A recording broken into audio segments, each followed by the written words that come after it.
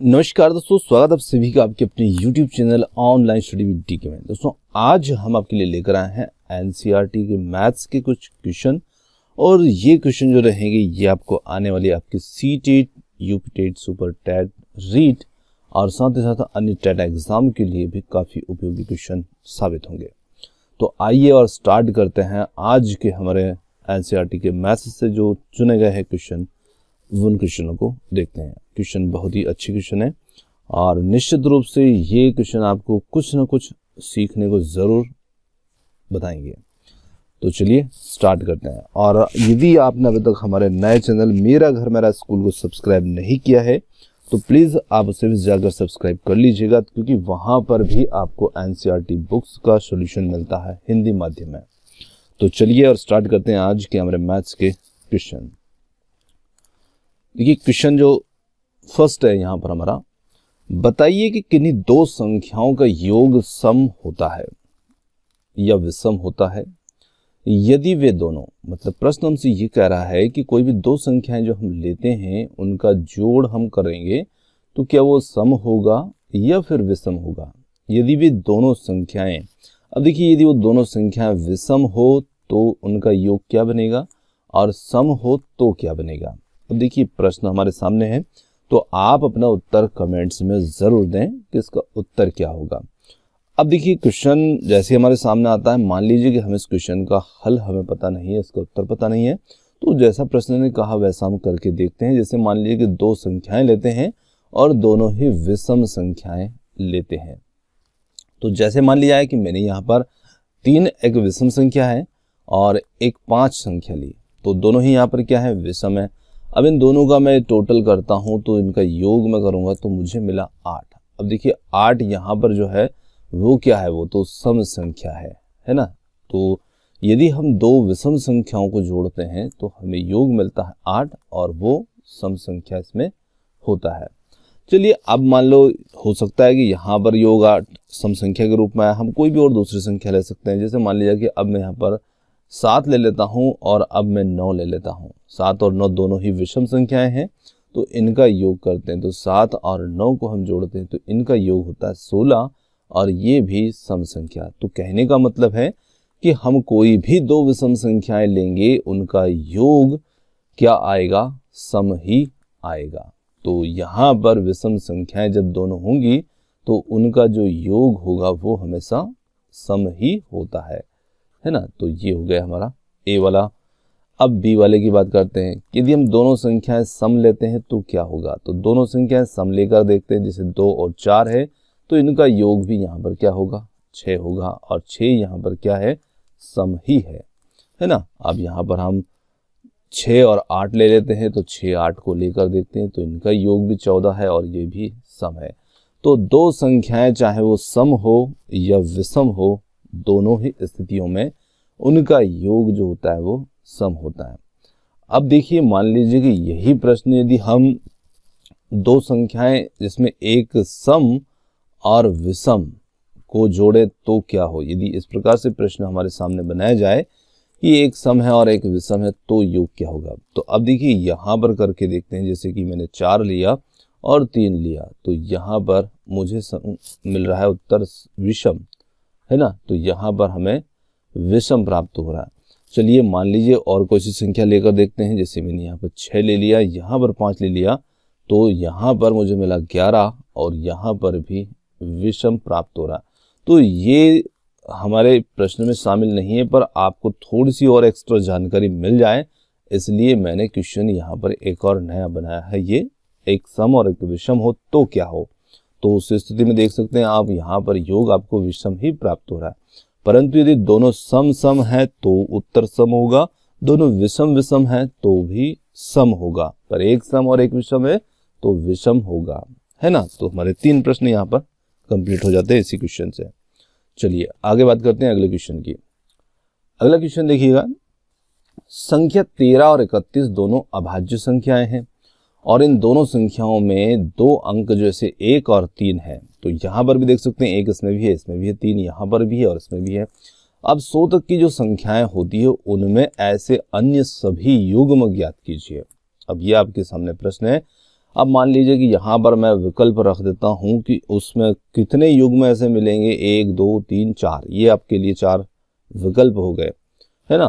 क्रम से समझ लीजिएगा, 1 2 3 4, 4 युग्म मिलेंगे, 3 मिलेंगे, 5 मिलेंगे या 1 मिलेगा, कैसे भी आप समझ सकते हैं। तो अब यहाँ पर हमें पहले तो ये पता होना चाहिए इस क्वेश्चन में कि युग्म तो ठीक है हम ढूंढ लेंगे, पर हमें 100 तक की जो संख्याएं हैं और अभाज्य संख्याएं उनका पता होना चाहिए।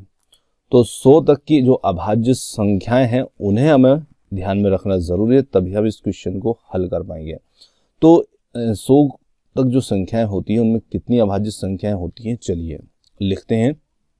जैसे कि 2, इसके बाद में 3 हुआ, इसके बाद में 5 हुआ, 7 है, 11 है, इसके बाद 13 है, 17, 19 और 23 के बाद में आता है 29, 31, 37 और इसी के बाद में आता है 41, 43, 47 और 53, 59, 61, 67, 71, 73 और इसी के बाद में 73 के बाद में 69, 83, 89 और 97। ये देखिए इतनी संख्याएं जो हैं ये अभाज्य संख्याएं होंगी 100 तक के बीच में, 1 से 100 के बीच में इतनी अभाज्य संख्याएं हैं। अब इन अभाज्य संख्याओं में आप ऐसे युग्म को देखिए जिनमें दोनों अंक दाएं का बाएं, बाएं का दाएं हो रहा है, यानी कि इकाई जगह दाहिने, दाहिने की जगह पे इकाई हो रहा है। ऐसे युग्मों को ढूंढिए, कितने ऐसे युग्म हैं। देखिए 13 और 31 का तो हमें क्वेश्चन में दिया है, तो उसे हमें छोड़ देना है। इसको छोड़ करके हम इसमें देखते हैं। तो 13, 31 यहाँ पर और यहाँ पर देखिएगा, ये एक युग्म बना। अगले युग्म की इसमें हम बात करते हैं, तो अगला युग्म हमारा बनेगा 17 और 71 का। देखिएगा 17 और 71, अब दोनों ही अभाज्य संख्याएं हैं। इकाई की जगह दाई, दाई की जगह पे इकाई का अंक परस्पर बदल रहे हैं, तो एक युग्म ये बन रहा है। इसके बाद हम अगले युग्म की इसमें बात करते हैं, तो अगला युग्म हमारा बनेगा 37 और 73। देखिएगा ये दूसरा युग्म है ना। तो अगला जो युग्म है हमारा वो है 37 और 73। ये हमारा दूसरा युग्म हुआ जिसमें संख्याएं परस्पर इकाई दहाई के स्थान पर बदल रही है। तीसरे युग्म की इसमें हम बात करते हैं, तो तीसरा युग्म हमारा इसमें है 79 और 97। देखिएगा ये यहाँ पर 97 है और यहाँ पर है 79, तो ये हमारा तीसरा युग्म बन जाता है। ये तीसरा युग्म हो गया, ये दूसरा युग्म और ये पहला युग्म। अब इन्हें छोड़ करके और कोई युग्म नहीं है। और एक हमारा यहाँ पर 13 और 31 का, तो ऐसे टोटल यहाँ पर 1 से 100 तक के यदि आपसे युग्म पूछे जाए कि कितने ऐसे युग्म हो सकते हैं, तो ऐसे कितने युग्म बनेंगे, टोटल 4 युग्म बनेंगे, है ना। तो 4 युग्म होंगे और यहाँ इस क्वेश्चन के अनुसार हमारे 3 युग्म होंगे, क्योंकि एक युग्म तो उसमें अंदर दे ही रखा है, तो क्वेश्चन के अनुसार यहाँ पर 3 है। पर मान लीजिए कि हमसे एग्जाम में ऐसा क्वेश्चन बनता है और पूछा जाए, तो वहाँ पर टोटल कितने युग्म बनेंगे, 4 युग्म वहाँ पर देखने को मिलेंगे। चलिए अगले क्वेश्चन की बात करते हैं। 20 से छोटी सभी अभाज्य और भाज्य संख्याएं अलग अलग लिखिए। तो प्रश्न तो बहुत ही सिंपल है, पर यहाँ से भी हमें एक बहुत अच्छी बात सीखने को मिलेगी, इसलिए मैंने इस क्वेश्चन को इसमें शामिल किया है।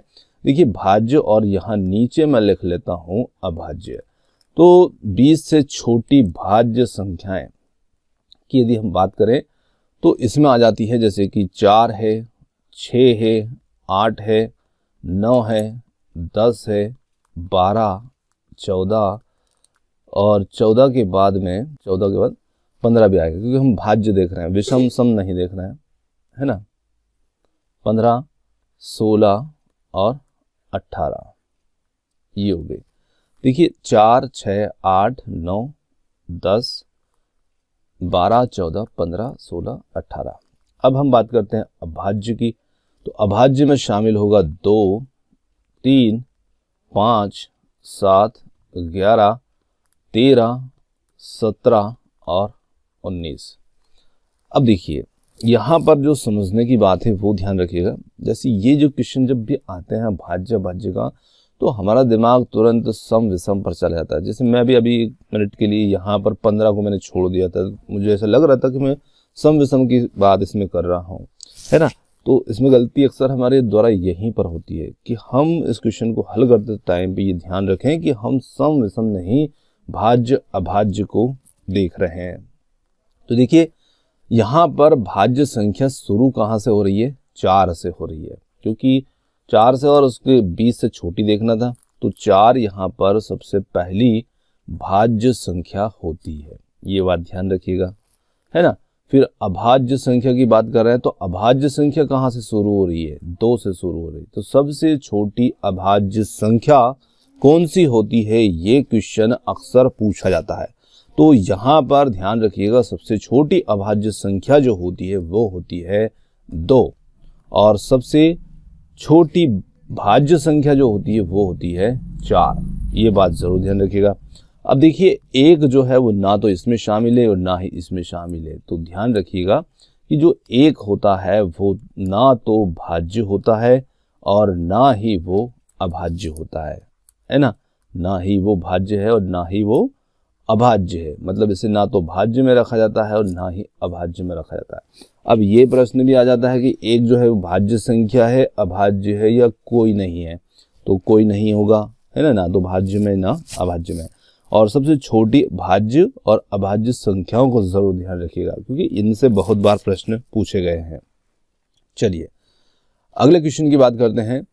अगला क्वेश्चन है हमारा 1 और 10 के बीच में सबसे बड़ी अभाज्य संख्या लिखिए।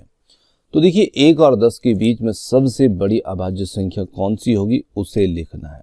तो कमेंट्स करके जरूर बताओ कौन सी होगी, है ना। और देखिए हमने सबसे छोटी की तो बात कर ली थी, सबसे छोटी अभाज्य संख्या होती है 2। तो 2 से हम शुरुआत करते हैं। जैसे लिखते हैं अभाज्य संख्या 2, इसकी बात हो जाता है 3, इसकी बात हो जाता है 5, इसके बाद में होता है 7, और 9 तो भाज्य संख्या है, और 9 के बाद में आ जाता 8 भी भाज्य संख्या है, और 9 भी भाज्य संख्या है, और 10 भी भाज्य है। तो यहाँ पर देखिए सबसे बड़ी कौन सी है, तो यहाँ पर सबसे बड़ी है 7, है ना। 7 यहाँ पर 1 से 10 के बीच में सबसे बड़ी अभाज्य संख्या होगी। चलिए अगले क्वेश्चन की ओर बढ़ते हैं। अगला क्वेश्चन देखिएगा, निम्नलिखित को 2 विषम अभाज्य संख्याओं के योग के रूप में लिखो या व्यक्त करो, या इनका रूप कौन सा हो सकता है। तो देखिए दोनों इन संख्याओं को हमें ऐसे 2 संख्याओं में तोड़ना है कि दोनों विषम हो और अभाज्य हो।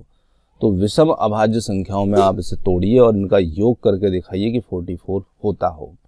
तो किस रूप में तोड़ा जाए, तो देखिए हम इसे तोड़ सकते हैं 13 + 31। 13 और 31 का योग हम करते हैं तो 44 हो जाएगा, और दोनों ही विषम भी हैं अभाज्य भी है ना। इसी के साथ में अगर आगे हम इसको तोड़ सकते हैं 37 + 7 के रूप में भी तोड़ सकते हैं, ये भी 44 हो जाएगा टोटल करेंगे इसका, तो है ना। तो आप किसी भी रूप में तोड़ सकते, कोई दिक्कत नहीं है। चलिए इसे देखिए 36 को तोड़ना है। 36 को हम लेते हैं तो हम इसे ले सकते हैं 5 + 31, 31 और 5 के रूप में, इसका योग बन जाता है यहाँ पर 36। दूसरा कोई रूप भी हो सकता है, दूसरे रूप में यहाँ पर हम ले सकते हैं, जैसे कि 23 + 13। देखिए 23 और 13 भी यहाँ पर 36 ही बनेगा। इसी के साथ में हम ले सकते हैं 17 और 19, ये भी हमारा यही बनेगा 36। कोई सा भी रूप हमारा यहाँ पर हो सकता है, दोनों ही विषम संख्याएं हैं और अभाज्य संख्याएं हैं। 24 को देखते हैं। 24 में हम यहाँ पर ले लेते हैं 11 और 13 को, तो ये बन जाता है टोटल इनका 24, है ना, और दोनों विषम हैं अभाज्य है। इसी के साथ में और दूसरे रूप में हम यहाँ पर ले सकते हैं, जैसे कि 5 और 19, 19 और 5 भी 24 हो जाते हैं, तो ये भी बन जाएगा। 7 और 17 के रूप में भी हो सकता है, ये भी 24 बन जाएगा, है ना। चलिए 18 को देखिए। 18 को हम कैसे लिख सकते हैं, तो इसे हम लिख सकते हैं 7 और 11 के रूप में, विषम है अभाज्य है। इसी साथ साथ 5 और 13 में भी लिख सकते हैं, ये भी 18 होगा। तो इस प्रकार से कोई किसी भी रूप में हम इनको लिख सकते हैं, जो विषम भी है अभाज्य भी है और योग भी इतना बन रहा है। है ना। अब देखिए इस क्वेश्चन से आपको एक और बात समझ में आ रही होगी, दोनों विषम संख्याएं हैं और इनको योग कर रहे हैं तो बन क्या रहा है, सम बन रहा है ना। उत्तर जोड़ने पर सम मिल रहा है। चलिए अगला क्वेश्चन देखिएगा, अभाज्य संख्याओं के ऐसे 3 युग्म लिखिए जिनका अंतर 2 हो। अब आपको अभाज्य संख्याओं के 3 ऐसे जोड़े लिखना है जिनका अंतर 2 बनता हो। तो ऐसी कौन कौन सी अभाज्य संख्याएं हैं, जैसे कि यहाँ पर 3 और 5 ले लेते हैं। तो 3 और 5 का अंतर कितना होता है, 3 और 5 का अंतर 2 होगा। दोनों ही विषम हैं, अभाज्य भी हैं, है ना। तो यहाँ पर विषम की तो बात शामिल नहीं है, पर अभाज्य दोनों जरूर हैं। क्वेश्चन के अनुसार अभाज्य को ही देखना है, सिर्फ विषम नहीं देखना है। अब विषम और अभाज्य, तो क्या जितनी भी अभाज्य संख्याएं होती सारी विषम होती है? ये एक बहुत अच्छा प्रश्न है। क्या सारी अभाज्य संख्याएं विषम होती हैं? तो इसका उत्तर आप हाँ देंगे या ना देंगे? तो ये इसका उत्तर होगा ना। सारी अभाज्य संख्याएं विषम नहीं हुआ करती हैं। 2 जो है वो सम है और 2 अभाज्य भी होता है। ये बात जरूर ध्यान रखिएगा। तो इसलिए मैंने बात को यहाँ फिर से रिपीट किया कि क्वेश्चन विषम नहीं बोला है, सिर्फ अभाज्य बोला है। चलिए तो ऐसे युग्म 3 और 5 के रूप में हो जाता है। एक 5 और 7 के रूप में हो सकता है। 5 और 7 इनका अंतर भी यहाँ पर 2 होगा। एक हम ले सकते हैं 11 और 13 को। तो 11 और 13 ये भी अंतर 2 है। तो ऐसी संख्याओं के और भी युग्म हम बना सकते हैं, कोई दिक्कत नहीं है ना। पर हमें 3 युग्म इसमें शामिल कर लेते हैं। चलिए अगले क्वेश्चन की ओर बढ़ते हैं। यहाँ पर देखिए निम्नलिखित में से कौन सी संख्याएं अभाज्य संख्याएं हैं। अब अभाज्य संख्याएं किन्हें कहते हैं? तो वे संख्याएं जिनमें सिर्फ स्वयं का और 1 का ही भाग जाए वो अभाज्य संख्या। पहली परिभाषा तो ये कह सकते हैं। और दूसरी परिभाषा हम ये कह सकते हैं कि अभाज्य संख्याएं वे संख्याएं होती है जिनके गुणनखंड सिर्फ 2 हो, है ना।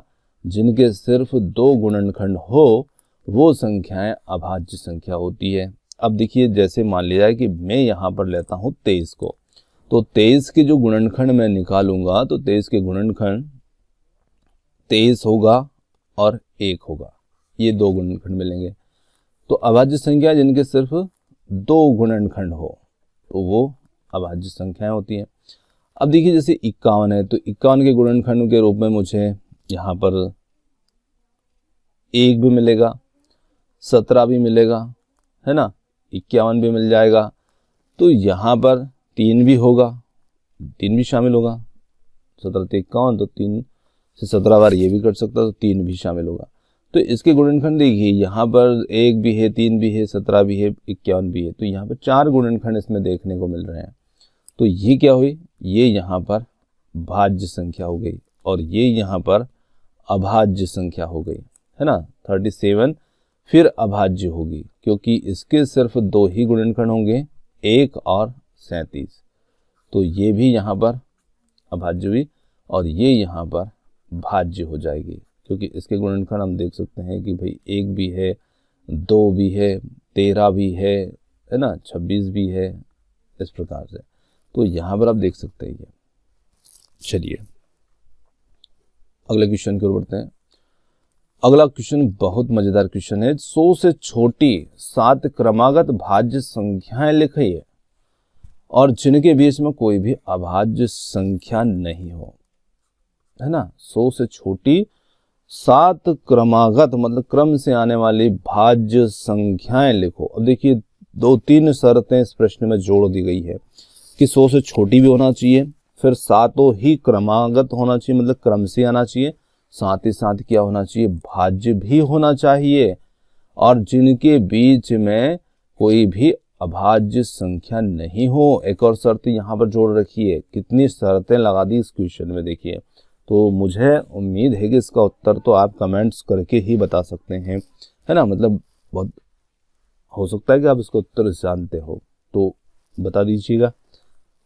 चलिए अब देखते हैं।